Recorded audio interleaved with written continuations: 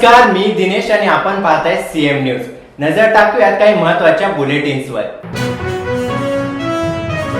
ठाण्यातील कळवा रुग्णालयात कोरोनाचा नवा व्हेरियंटचा रुग्ण आढळला आहे। यामुळे रुग्णालय प्रशासन सतर्क झालं आहे। रुग्णाचे नमुने तपासणीसाठी NIV पुणे येथे पाठविण्यात येणार असून अहवालानंतर कोरोनाचा कोणता व्हेरियंट आहे हे स्पष्ट होणार।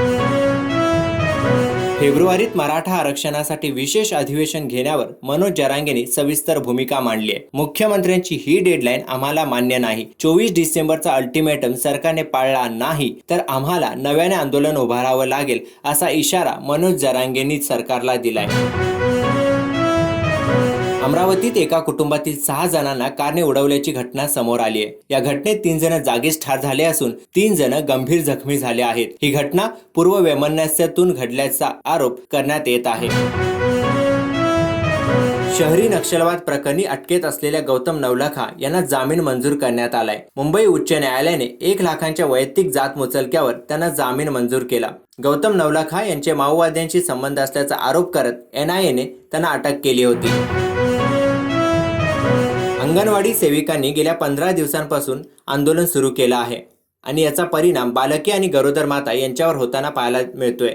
या कालावधीत रोज मिळणाऱ्या पोषण आहारापासून ही बालके आणि गरोदर माता या आहारापासून वंचित आहेत। साईबाबा संस्थानाचे मुख्य कार्यकारी अधिकारी P. शिवाशंकर यांची तडकाफडकी बदली करण्यात आली आहे। त्यांना तात्काळ पदभार सोडण्याचे आदेश देण्यात आले आहेत आणि काही दिवसांपूर्वी ग्रामस्थांना ओळखपत्र सक्ती केल्यावर ग्रामस्थांनी विरोध केला होता।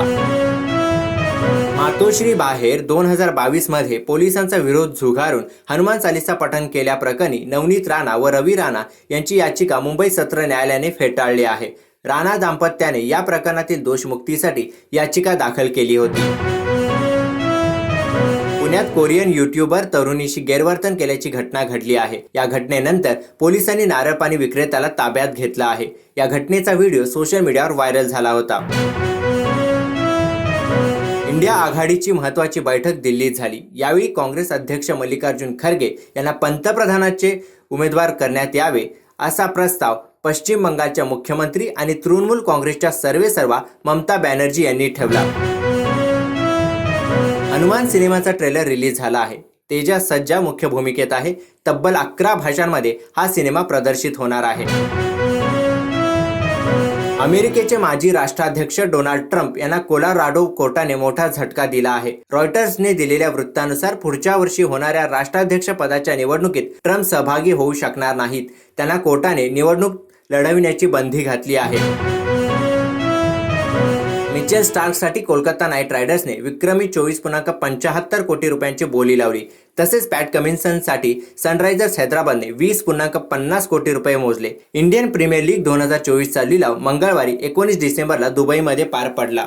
बुलेटिनमध्ये आता वेळ झाली इथेच थांबण्याची, परंतु आणखीन अपडेटसाठी पाहत राहा सीएम न्यूज।